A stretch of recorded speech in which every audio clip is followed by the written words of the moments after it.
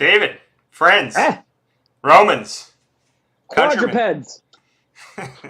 Lend How me goes your it? ears. Did you survive? Did you survive the week? Looks like it. You're here.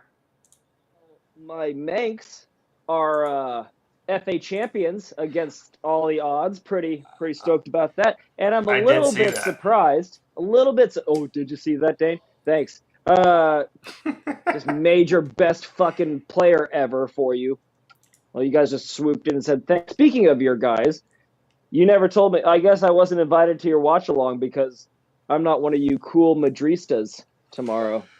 You know, that's a good point. I totally forgot about that because I had asked people weeks ago if we were going to watch the thing together, and I think you were one of those people too. And we said yeah, but then we never solidified any plans. So I actually don't have anything to do tomorrow. Usually every weekend is spoken for with family or whatever, but I actually have tomorrow to ourselves. So what are we going to do? Let's figure it out right here in front of the Mimis. If any of them lived in South Florida, maybe they'll come join us.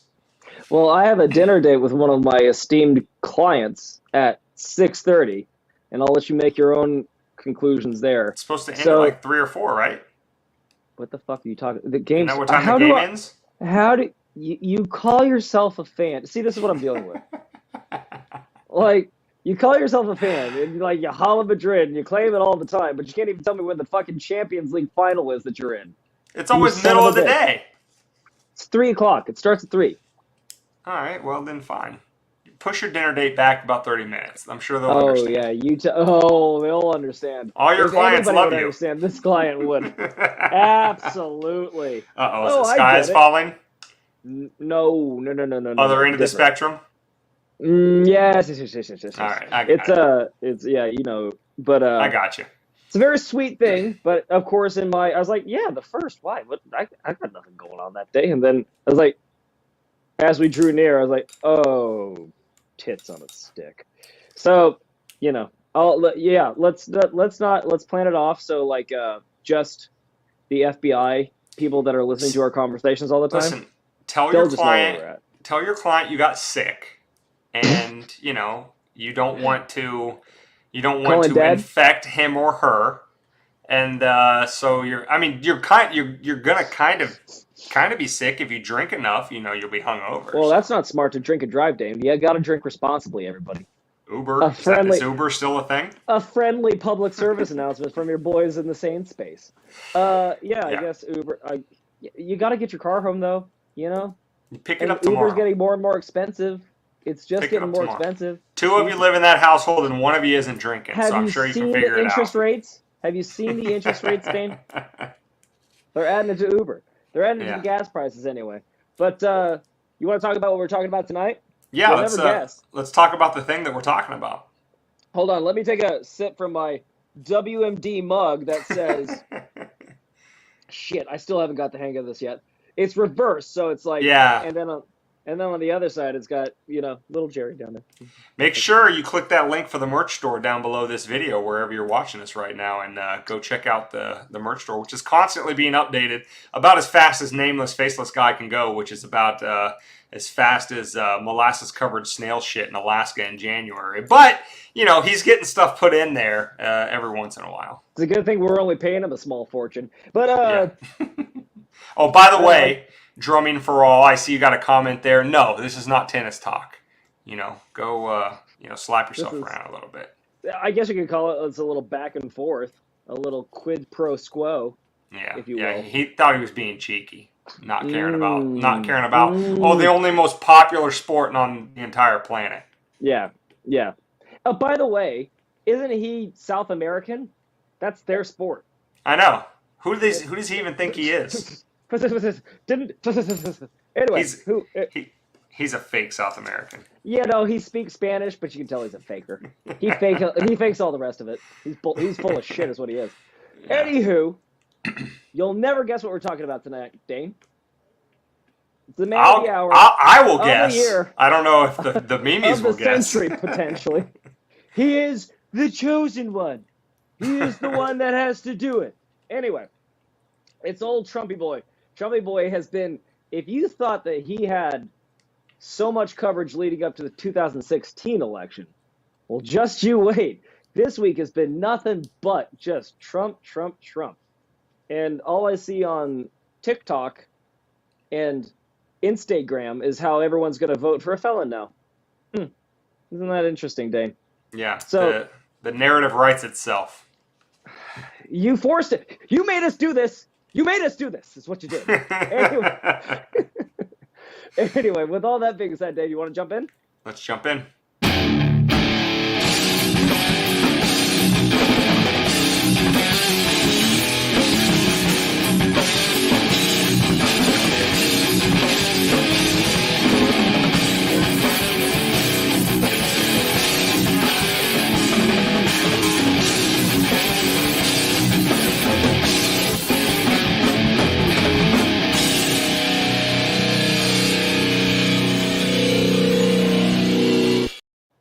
Welcome to Weapons of Mass Destruction Podcast, episode 196, which can be found at WMDpodcast.com/196. You can get the audio only in a few days, as soon as Nameless Faceless Guy speeds it up with the editing. On any podcast catcher, just search Weapons of Meme Destruction.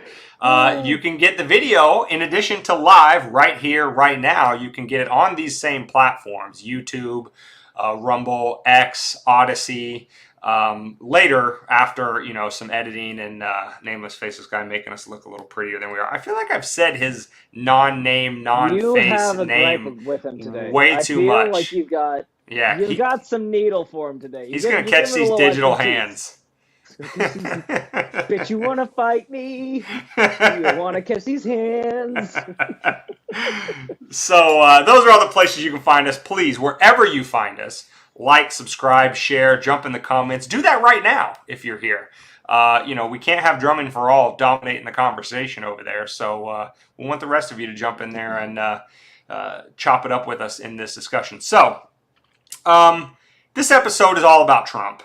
And not because Trump is should be the center of anybody's universe. He is the center of far too many. But the last couple weeks really kind of encapsulate the entire microcosm that is Trump, or the entire universe that is Trump, into a microcosm over the last couple of weeks. Because last Saturday, the day after we recorded last, Trump actually spoke to the Libertarian Party National Convention, and he had some rather interesting things to say, in our view. And then fast forward, about 4 or 5 days, and on Thursday of this week, he is found guilty on 34 charges of falsifying business records related to the whole hush money payments to Stormy Daniels and yada, yada, yada. And the big takeaway that I'm seeing from this, maybe David sees it differently, but the big takeaway is, if you'll remember a few years ago, Trump had this very Trump-esque, self-absorbed sort of messianic tone when he said something to the effect of, they're not really after me, they're after you, I'm just in the way, right? He's like standing up for the common man.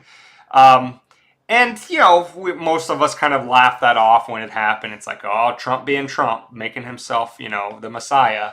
But when you see the things that transpired over the last couple of weeks, it lends a lot of credibility to that thought process, that the reason why they go after him so hard, the reason why they really hate him, is not because Orange Man bad. It's not because he makes fun of people with disabilities and all the other made-up stories that they make about him to make you hate him.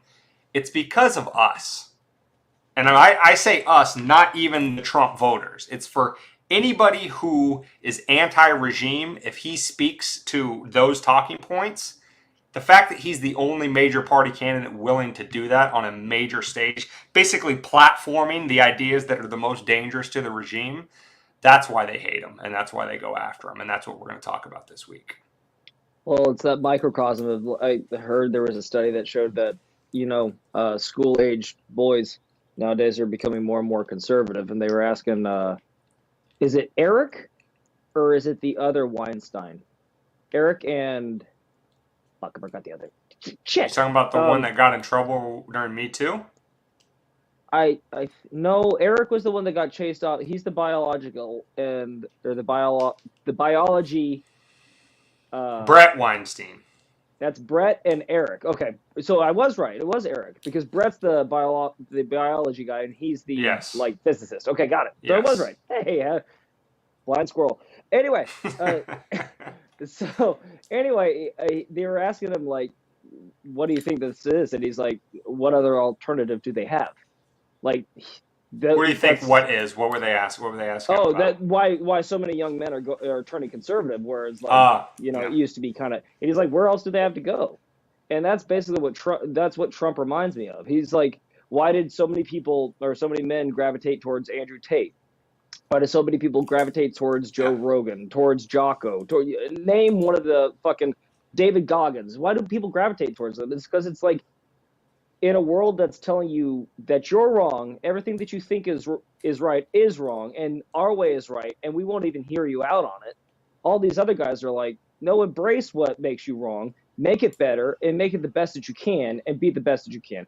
And that kind of message is not good for somebody, I don't know, like the government, that may want compliant, docile followers, lemmings, if you will. Yeah. And when Trump starts talking, all the people that those people piss off, i.e., the government, the the regime, as you call it, whatever it is, all those people start going, "Oh my God, he's thinking like I do," Yeah. and he sounds like I would actually be in the White House, and my values might actually matter in this White House. So of course I'm going to idealize with him. So again, and it's not that far fetched when you actually listen to the policies and see the policies in order. It's just that, like you said, they don't want that. They don't want the other side thinking that they can get representation. They just want them Yeah. to roll over and accept where they're at. Or most importantly, they don't want you believing that you can go it alone without them. They don't Mm-hmm. want you believing that you can be self-sufficient, that you don't need the government to, wipe your ass for you at every turn. That's what they're most afraid of is self-sufficiency. And, and we're going to let Trump set his own stage here. We're going to play about the first, I think it's 7-ish minutes of his speech to the Libertarian Party convention, because that's where, he really does the meat of like, hey, this is why I appeal to libertarians and why libertarians should vote for me.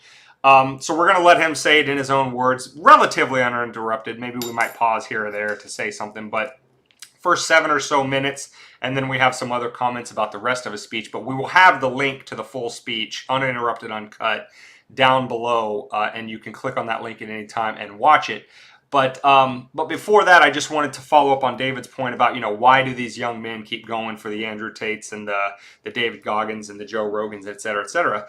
And if you are this type of Mimi, because I know the sane space we're trying to build is really 2 types of people.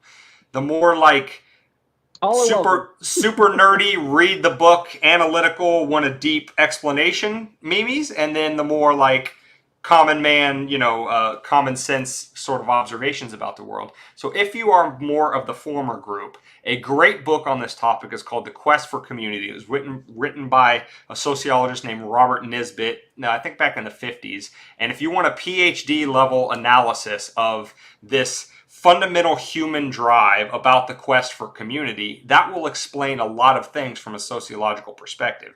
When you drive a group of people completely out of society with everything you say, toxic masculinity, they're terrible, they serve no useful purpose in society, they're, put them in the back, sight unseen, all of that kind of stuff, those people will gravitate towards whatever provides them that sense of belonging. At the end of the day, we are social animals. And if you tear everything away from somebody, make them feel like a pariah for simply being the wrong gender, the wrong skin color, etc., they will seek out somebody that gives them that sense of belonging, that sense of family, that sense of camaraderie.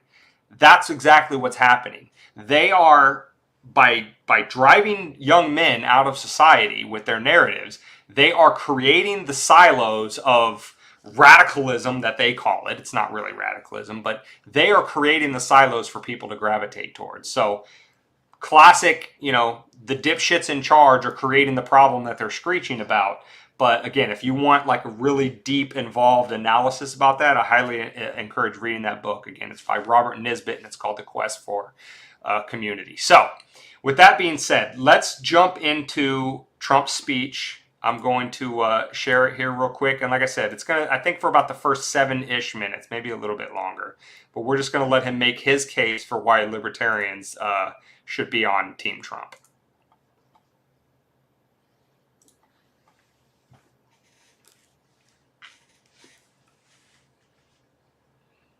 Is he,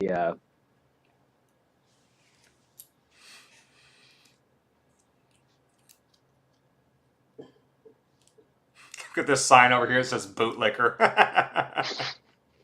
does it, Yeah. do you hear it? Is it going? Can you not hear the audio? I can't hear it. Oh, man. That's going to be a big bummer if we can't hear it.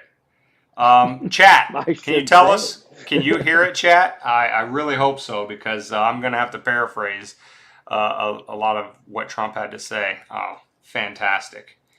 Well, it worked last week, so now I don't know what the problem is. The chat can't hear it either. So, all right. I guess we're just... Oh, no. Dave's going to have to talk more. Damn it. I guess we're just going to have to paraphrase it. It's really unfortunate because, you know, letting him hear it in his own, or letting him say it in his own words would do better than us. But so basically what Trump started out saying is, listen, if I wasn't a libertarian before they started, you know, bringing every charge under the sun with these trumped up charges, no pun intended, if I wasn't a libertarian before, I am now.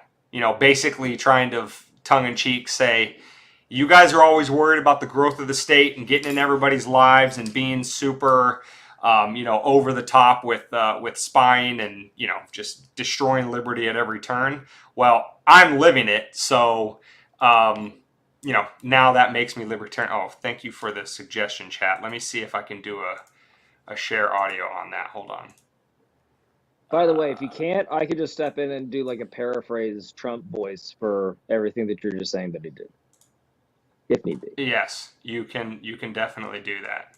It's also, it's telling me to share audio, share a tab or screen instead. See, this is why the behind the scenes guys should do this, because I thought I had it, but anyway, drumming for all makes it sound so easy. I'm sure he can figure it out.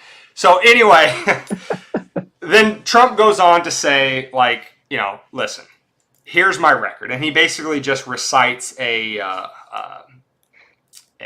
article by somebody who is a self-avowed libertarian themselves, who basically went through Trump's presidential record and said he did all these great things, right? He lowered taxes, and he didn't start any new wars, and, you know, all of these taxes, helped business, drilled for oil, lowered energy costs, reduced regulations, yada yada yada. Reduced regulation.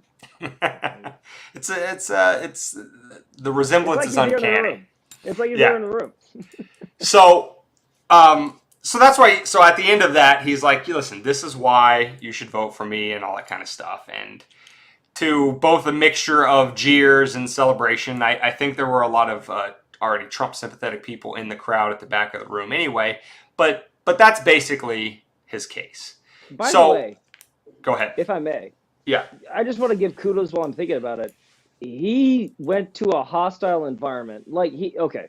So it's really easy to go to a rally that's a Trump rally, and everything that you're going to say is just like, in band terms, let's go here. It's like, if you are a Slipknot fan, of course Slipknot wants to come and play a show for you. It's going to be easy. You're going to react. You're going to love it. Like, it's a whole different thing if you go into a metal crowd and start playing, like, you know, Taylor Swift. It's a huge difference. So here we go. No, go ahead. I'm not going to play it until you're done. So well, I'm hearing my voice back in my head. Okay. As I'm talking. How about this? If I hit play, can you hear it now? Interesting question, isn't it?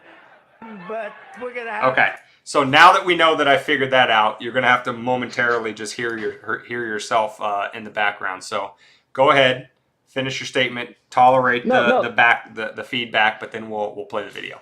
I'll speak in spurts. So I'm just giving him kudos for going into a hostile environment and just maintaining his panache and still doing the same damn thing. I mean, it takes chutzpah to come in front of some place that you're not sure if you're welcome or not, and put your best foot forward. And I can at least appreciate you get an A for effort on that one in my book, Trump. Yeah. And I mean, to be honest, listen, he goes to a lot of crowds where it's all his supporters and he's used to getting cheered and that kind of stuff all the time. But really, since the start of his 2016 campaign, he has been in front of hostile crowds in a way that most politicians aren't, because of the lockstep lining up of the media behind, creating whatever narrative it takes to make you feel like he's like the worst thing ever every single time. So he's actually more trained in hostile crowds and dealing with them than most politicians. But to your point, yes, kudos to anybody that's willing to do that. So with that being said, now that we got the audio stuff figured out for the listeners, let me play this first 7-ish minutes of Trump's speech. But we're going to have a lot of fun. Well, in the last year, I've been indicted by the government on 91 different things. So if I wasn't a libertarian before, I sure as hell am a libertarian now. And unlike Joe Biden, I don't throw people in jail for disagreeing with me. I don't do that. I want to thank some people that have been really outstanding, and they are great libertarians and great people. Ambassador Rick Grinnell, Senator Mike Lee, Kash Patel, and Senate candidate who's going to win from Virginia, Hung Cao. I also want to pay our deepest respects to the 2 young missionaries from Missouri, Davy and Natalie Lloyd, that were viciously killed yesterday in Haiti. It was a horrible thing, and I just want to pay our respects to their families. They're great families, incredible people, and it's a very, very sad moment. What happened was so horrible. So to Davy and Natalie, please, thank you very much. First off, if you haven't made money with AI yet, The audacity of YouTube to just jump in with their damn you commercials. Sons of bitches. I'd also like to express my gratitude to all the fierce champions of freedom in this room. You are champions of freedom. You are indeed. And I'm here to talk to you about the rise of left-wing fascism in the country and to need to defeat the corrupt and incompetent tyrant in the White House, crooked Joe Biden, the worst president in the history of the United States. He is the worst president by far in the history of the United States. In fact, I would say that Jimmy Carter is very happy tonight because he goes down as being a brilliant president by comparison. Everyone here tonight believes that we must fight for the same fundamental freedoms: freedom of expression, freedom of religion, freedom of the right to own a firearm, and freedom over taxation. Oh, that was interesting. Then you're going to like me, firearm, you're going to like me. Nobody better than me. And we just got the full NRA, the strongest endorsement they've ever given the NRA, so that's good. Boo, NRA sucks. Freedom from over-regulation, freedom from government discrimination, and we believe that we do not have a free country if we do not have free speech, and very strongly believe that. We stand opposed to government tyranny in all of its many forms. We are opposed to a government that spies on political campaigns. I wonder who that might be. Like they did on me, spies on the American people, censors us, and crushes the rights of its own citizens, which the Biden administration does. We want government out of our business, out of our wallets, and out of our lives. This is what we want. We believe that Marxism is an evil doctrine straight from the ashes of hell. Having Marxism in our government is intolerable, and teaching it to our children is considered to us child abuse. We believe that the job of the United States military is not to wage endless regime change wars around the globe, senseless wars. The job of the United States military is to defend America from attack and invasion here at home. We believe that property rights are fundamental to a free society and that Joe Biden's rampant inflation is a monstrous theft from the American people. It's a theft. We believe that the greatest threat to our country is not from enemies abroad. It's the tyrants, communists, fascists, and thugs attacking our rights and liberties from within. And above all else, we live by the words of the great American patriot, Patrick Henry, give me liberty or give me death.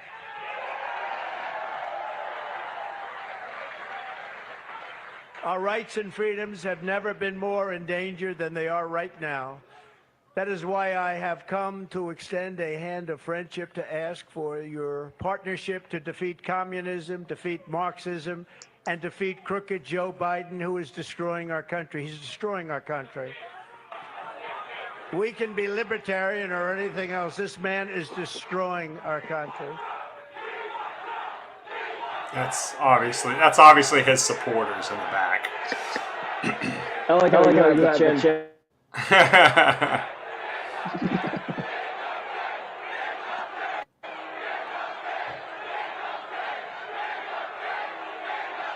Thank you. So every time his supporters start chanting, "We want Trump," the libertarians drown them out by saying "We" or "in the Fed." So.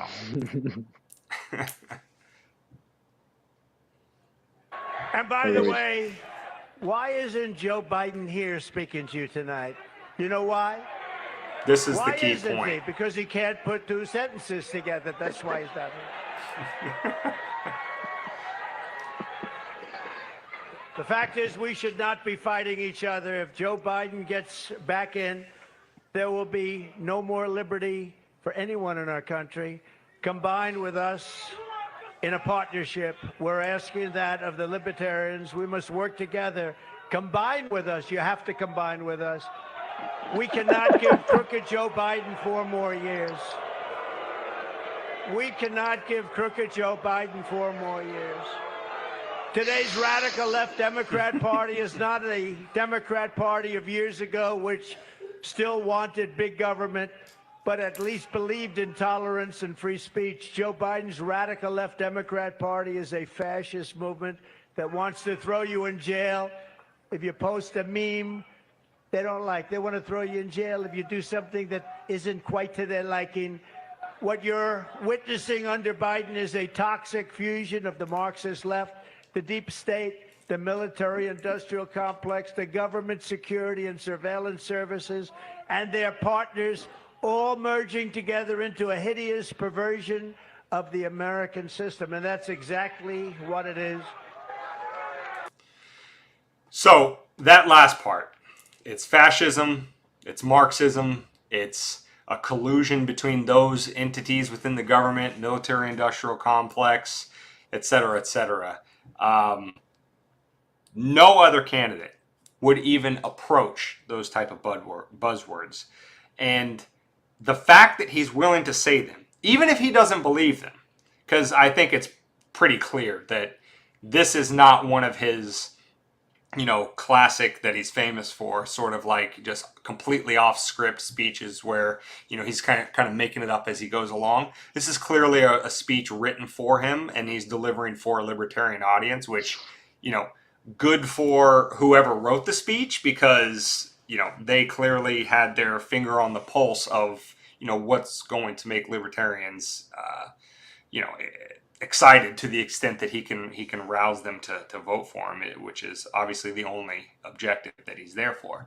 But it's the simple fact that he's willing to utter those words. The reason why Joe Biden, in addition to not being able to string 2 sentences together, and any major party candidate, if this was Jeb Bush would never go to, or Mitt Romney go to a Libertarian Party convention and deliver these types of remarks, because those words, those true words that he just said, take apart the fact that the messenger and who it came from. Everything that he said in that first, 7 minutes about characterizing what is aligned against us, the people, in terms of an anti-liberty, pro-slavery agenda, from inflation to taxes to censorship, and you just go right on down the line. Every single one of those characterizations of the current regime is true. So the fact that he's willing to say it, and the fact that he's a major party candidate with the best odds of actually becoming the next president, is a big deal, and that's really truly why they hate him. Well, like you said, man, it's nice that you don't go up there and see a presidential candidate just hear claps. It's finally nice to hear like some resistance within the crowd, some boos, and to his credit, he did recover from the NRA thing pretty quickly. He is feeling out the room. He's like, oh, gotta skip right past that one. Yeah, that one surprised him. Guys, oh, yeah, they probably thinking that fucking libertarian ghostwriter. I'll kill him when I get off stage. Anyway, because he can shoot someone on Fifth Avenue, no one's gonna do anything. Anyway, that might be one of his ad libs. I think he really doesn't know how much the NRA is hated amongst the actually pro-2A crowd, not conservatives that just like to pretend that they're pro-2A, and so the NRA is the biggest name they know. But well, like I said, it didn't feel fake for once. It felt real. And it's nice to see something real nowadays. Like in a time where AI is becoming more and more a part of our lives, in a time where there's CGI and there's,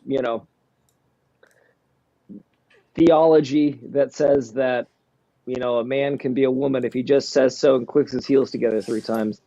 It's nice to see something real for once that, it's not all sunshine and lollipops. It's going to take some work to bring this country back together. But him stepping out like this, again, I can't say it enough.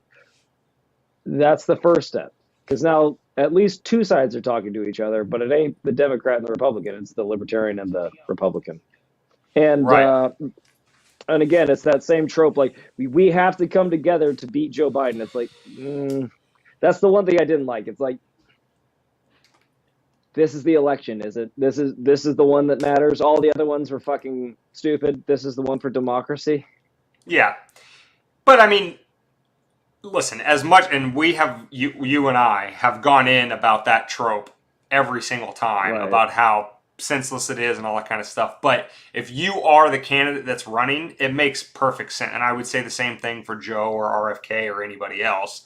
Like, you need to find a way to fire up your side. And one way to do that is by, obviously saying this is the most, everything's over, sky is falling if you don't elect for me kind of thing. So, I mean, I get, again, and this phrase is going to come up a lot here because, that's what's going on in his appearance here, and that's what's going on in these types of speeches. It's a realpolitik sort of situation. It is set all of the ideology aside, set all of the, egghead policy disagreements and discussions aside.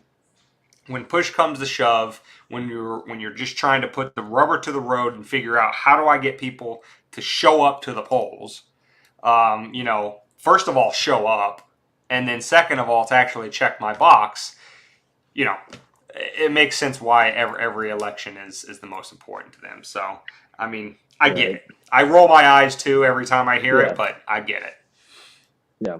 That was really my one critique of it, the NRA and that. And again, he's just Trump being Trump. And like you said, it was nice to see him on script once. So he proves that he can stick to the script, unlike somebody else that we know that's running for president. So, so kudos to him. That's what I got to say. Yeah. And so, before we get into more of an involved discussion about this, I want to, do the standard disclaimers for the, again, not that anybody in the sane space is, but I know that all of you that are watching and listening to this, you all have friends, you have family members that are in what I call the room temperature IQ crowd. And anytime you say anything that isn't a full-throated condemnation of somebody like Trump, then it's you're in the tank for him, and you're a Trumper, and you're MAGA, and you're this, and you're so blind, and blah blah blah. And it comes from even within its own libertarian the Libertarian Party. There's plenty of left libertarians. We lambaste them all the time on this podcast.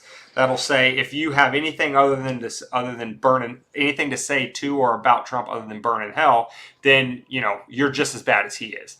But so to that group of people, to preempt all of their objections, I'm going to throw out a couple disclaimers right now. He's a politician. He's making promises to libertarians trying to get the libertarian vote. Yes, we all know, because we weren't born yesterday, that not only him, but every single politician's promises, or at least any politician that has a legitimate chance of winning, ours never seem to, you can take their promises with an entire block of salt. So yes, we're not bamboozled into believing that everything Trump promises and said he's actually going to deliver on. That's par for the course for politics. Second thing is... It's 90 showing up is 80% or 90% of life, just showing up. Yeah. So that's intense enough for me. Like you said, it's like, yeah, right. We know he's bamboozling us, but hey, he showed up. He at least had the fucking goddamn decency to come to our door and tell us that, we need him. Yeah, for decades of not even being acknowledged, we're getting acknowledged. Second thing, candidate Trump versus President Trump. We all were here, well, unless we have any viewers under like 8 years old, we were all here in 2016 and carrying forward.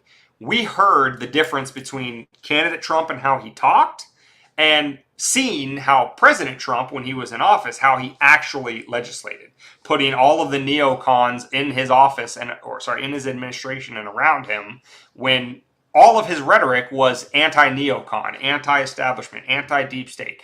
We know that he didn't use his 4 years to actually drain the swamp.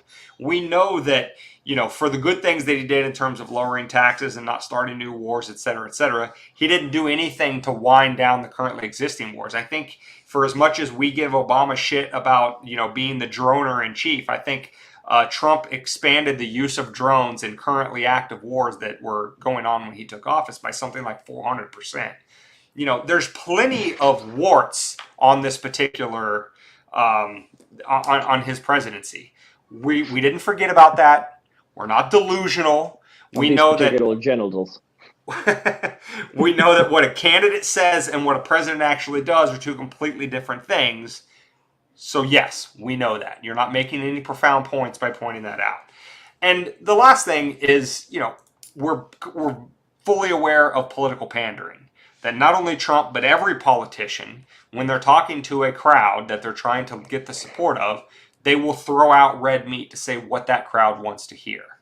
So again, this also goes back to, is he actually going to keep his promises? I don't look at this speech and go completely off the limbing ledge and say, well, Trump made all these promises. He's clearly going to deliver on them, so I'm fully Trump all the way. But as David was saying, and as we're going to keep coming back to this point, the fact that he was A, willing to show up, the fact that he was B, willing to say the hard truths out loud, is that we are ruled by a fascist regime. And I don't just mean Joe Biden and the Democrats. I mean the uniparty in D.C., that whether a Republican or Democrat gets elected, you always get the same thing. What is it? It's like something like Tom Woods Law number 3. No matter who you vote for, you always get John McCain. You're always going to get more war. You're always going to get more money printing. You're always going to get more, pork handed out to, the politically connected while the common man suffers. You're always going to get that. And because you do, that uniparty's candidates, whether they're on the left or right, will never say the unspoken truths that you're not supposed to talk about. That inflation is theft. That we don't have free speech anymore. That the regime that rules us is fascist in nature in terms of its collusion with private businesses to, destroy privacy. He said those things. I don't even care if he personally believes them in his heart of hearts. He said them. He platformed those ideas to the millions of people that want to hear what he has to say. And for every libertarian for whom that was red meat, there are millions of MAGA Trump people who do not hear him talk like that because those things aren't important to them. But now their Messiah, who they will follow to the ends of the earth, hears him talk like that. Maybe a handful of them start to say, what is this thing about the Fed? What is this thing about cryptocurrency and the right to self-custody? What is this thing about, being radical in terms of being anti-war, et cetera, et cetera? If it wakes some of those people up, it's a win. Or maybe if we support them, maybe some of those ideologues will actually infect the Republican Party too. Like the candidates, if they see that it responds back with the people, maybe they'll start adopting those things. And maybe, just maybe, we'll have an influence on politics for once in that way too. But yeah, I mean, that hope springs eternal, but I won't hold my breath. So anyway. Yeah. And so I do want to get to 3 of the specific promises that he did make, because these are big deals. And if he delivers on any one of them, it will be a major win for libertarians, because there's a point here in the speech where he's like, hey, maybe you should nominate me. And if you're not going to nominate me to be, your candidate for president, you should at least vote for me. And, everybody's booing, jeering, and all that kind of stuff. And he said, oh, well, or not, or you could just, show up every 4 years and get your 3%, which he's being very generous, because the candidate that the party actually nominated this year, Chase Oliver, he'll be lucky to get 0.3%. Yeah. He's just atrocious in every way. Don't get me started on that. But, he had this back and forth where he's jeering the crowd's jeering him. And that, that part stuck out to me, because if you are a libertarian, and again, back to that realpolitik concept, you can engage in this sort of mental masturbation and get into the weeds of the theory all the time. Believe me, I love to do it. And I will love to talk to anybody who wants to get into the weeds on that kind of stuff. But on the other hand, it is, how am I going to see a marginally more free world tomorrow than I have it today? And sometimes, in the transactional nature that is politics, sometimes that means transacting with people who you don't like or you wouldn't agree with. And so 3 promises that Trump made is, number 1, he said that he was going to free Ross Ulbricht. And this is what I like to call the Trump effect. Because these were the Google searches for Ross Ulbricht after Trump's speeches. That's important. Because what do we talk about on Culture Corner all the time? Politics is downstream of culture. And if you get people interested in a topic that they may have never otherwise heard about, and you can generate the push forward to free an innocent man for having the audacity to use a currency outside of the government's, banking cartel, because that's what Ross Ulbricht did. He set up Silk Road. He allowed payments through Bitcoin on Silk Road, and he got, I think, 3 or 4 life sentences for it. He is in jail for striking at the heart of the regime.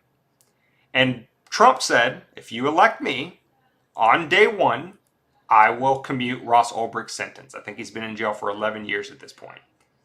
That would be huge. And that would be an accomplishment that the Libertarian Party and all of the ideological debating would never accomplish, because they would never get elected. His second promise was he would put a libertarian in his cabinet and put other libertarians at high positions within his administration. Again, libertarians would then have a seat at the table. They would be a voice in the room on certain policy discussions that are important to us. Everything from banking to war and everything in between. Privacy. We've never been in those rooms before. So if that happens, that's a win for us.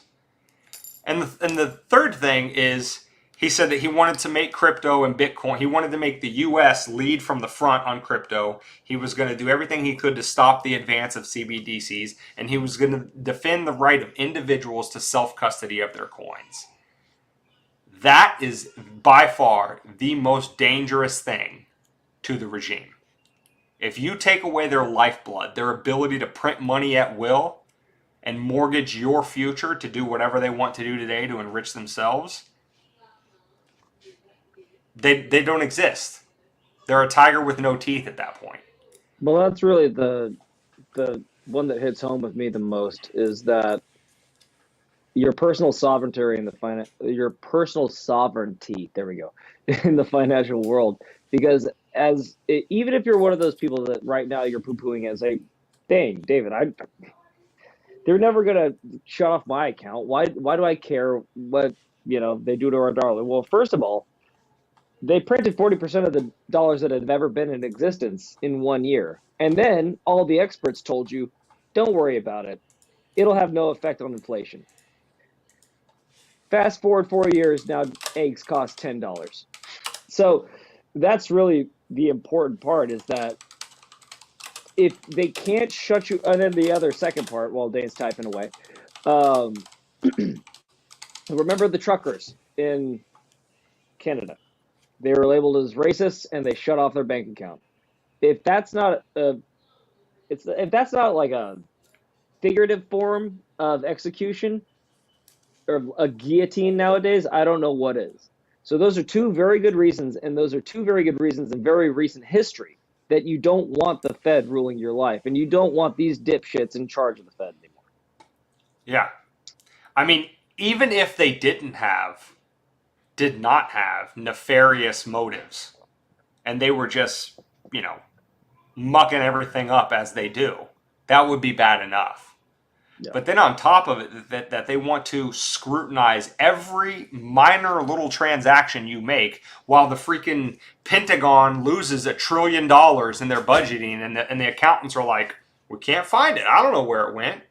Your money that they lost, but you can't send a $600 Venmo payment without them looking at it under a microscope. That is a level of tyranny and oppression that would make Hitler and Stalin blush. They wished that they had tools like that at their disposal, those tools of surveillance and control. And our government has it, and to the extent that they can make it universal by, banning or outlawing these other decentralized things like the cryptocurrency space in general, or Bitcoin in particular, to the extent that they can solidify that control is to the extent that you become more and more of a slave. So again, the fact that a major politician who can actually win, not a libertarian who says this stuff and gets 3% of the vote every 4 years, but somebody who can actually win, again, even if he doesn't believe it, the fact that he's saying it and millions of people are hearing it, because there's a small little narrow grouping of us in the world, people in this sane space that know about this stuff. And we hear it and we're like, yay, that's good. Somebody's, speaking our language. There are millions and millions and millions in the MAGA crowd alone that have never heard these things before. And the fact that Trump was forced to speak in libertarian terms to a libertarian audience, because he knows that he lost a lot of very close races around the country in 2020 where the margin of victory was the amount of people that voted for the libertarian candidate. So for even as small as we are as a voting constituency, he knows that he needs our votes. And again, if politics is transactional, understand the world for where it is. Play the ball as it lies. If you have that power as a tiny little group to sway elections, engage in the transactional the transactional nature of it. I'm not saying you have to go out and vote for Trump, but if he's willing to talk your language and get other people, get the culture to hear your ideas, that's a step in the right direction. Yeah. I guess in a world full of a choice between a giant douche and a turd sandwich, as South Park so succinctly put it, you got to go with the one that most, I guess, sees the world as close to your view as possible. Is that that's like the nowadays version of the lesser of two evils, right? Yeah. So, or at the very least is willing to have the discussion on your terms. Right. So. And again, at least, like you said, the slightest modicum of just showing up and admitting that we exist. it's a nice thing to have, and not just be called a crazy, far out, what do they call us? They made us synonymous with Nazis. Is that what the deplorables and all that good stuff?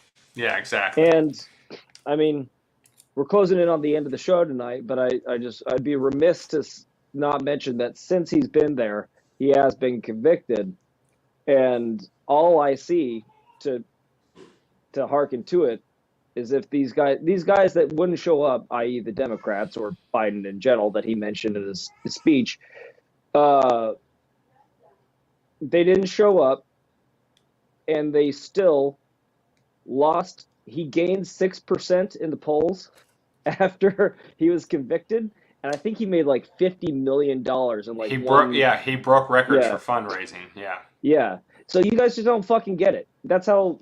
And again, if you're left leaning, you need to wake up because there's something coming, and it's coming fast.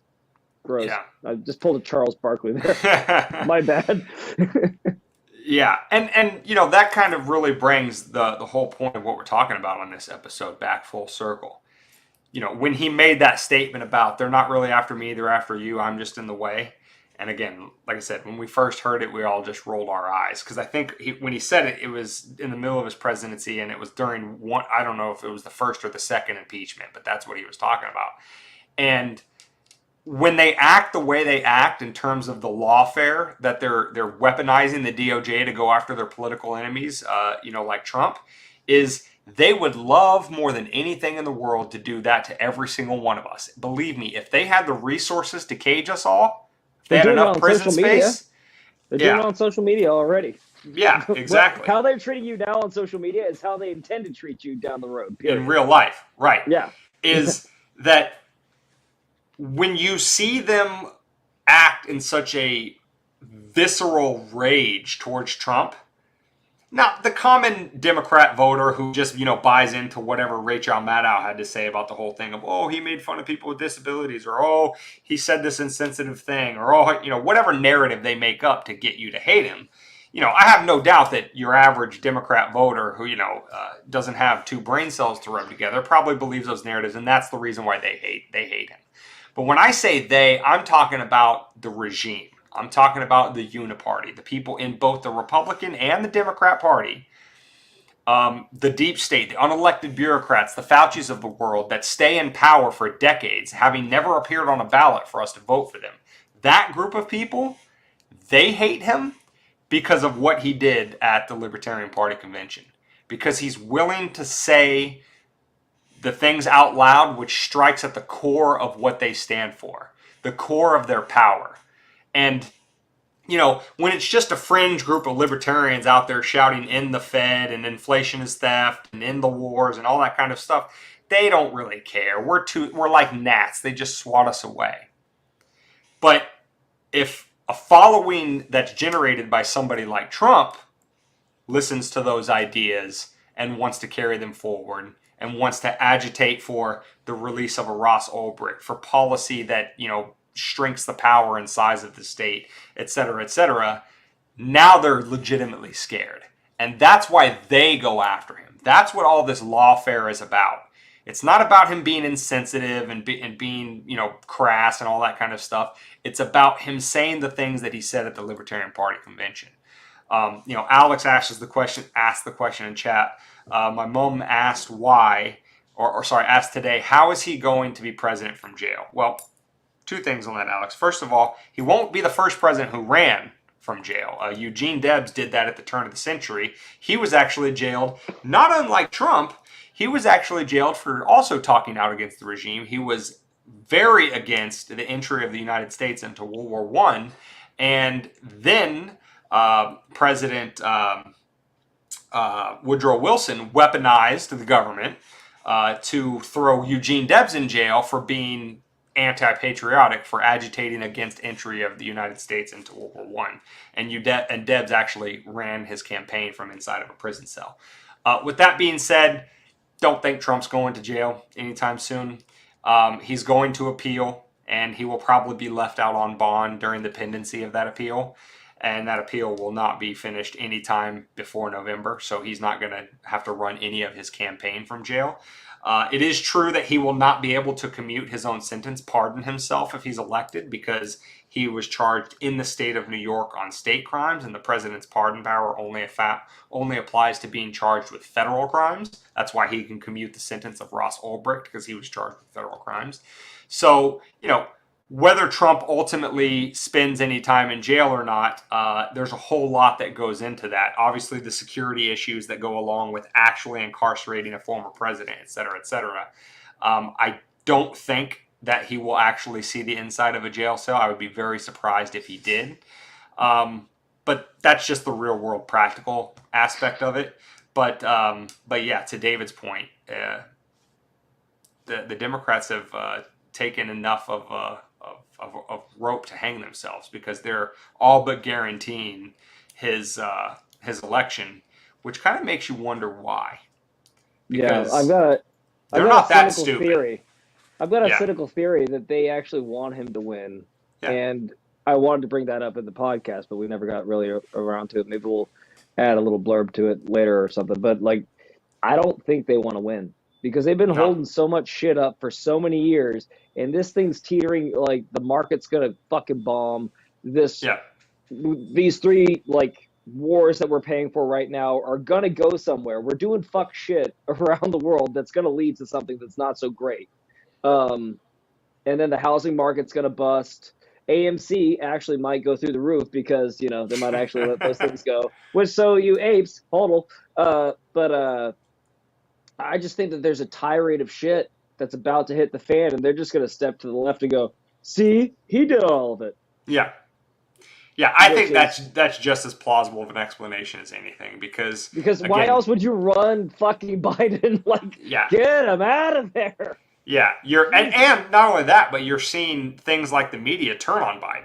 You know, with this whole, like, now the Ashley Biden diary is now corroborated, and the media is running stories on it, and, you know, they're not exactly covering for him the same way they did in 2020, and I think it's all, you know, part of the same plot, is that, you know, if you're talking about your average campus purple-haired screecher, they're dumb, right? They're not thinking more than 6 inches in front of their nose. But these like deep state sort of political apparatchiks that have been in power for decades and know how to keep it, those people, they're not dumb. No. So if it looks like they're making Biden the sacrificial lamb, and if everything they seem to do seems to wind up in Trump breaking donation records and Trump, you know, getting more support, bumping higher in the polls, it almost seems like that's not exactly accidental. And like to leave you on that cliff note, until next week, maybe we'll open it back up next week. Dane, after their suspension for a week, where can they find the next episode of WMD Podcast? You can find this episode at WMDpodcast.com/196. They can get the audio only on any podcast catcher. Just search Weapons of Meme Destruction. They can get the video right here where they saw it live if they are live viewers. But if not, they can see the recordings on YouTube, Rumble, Odyssey, and X. And they can link up with us on our other socials, Twitter, Instagram, Instagram, TikTok. They can get in the private members only Facebook page at $5 a month or more of support. They can go to the merch store, support us that way by buying some of our awesome merch that's constantly being updated. They can donate Bitcoin to us at our Bitcoin wallet link down below. They can, like, subscribe, share anywhere they find us, and always stay in contact with the show by joining our email list. Go to WMDpodcast.com, right there on the homepage. Sign up for the email list. They can text this number that's rolling across the bottom of your screen. 610-596 WMDP. That is 610-596-9637. For discount codes on merch and constant updates for the show and everything like that. So tons of ways to stay in contact with the show. We appreciate it all, but even more than anything, we appreciate you being here with us and you sharing the good news of the sane space with your friends and family. And we'll see you back here next week at 6 p.m. Eastern on Friday for episode 197. You got it. Until then, maybe stay safe, but more importantly, stay free.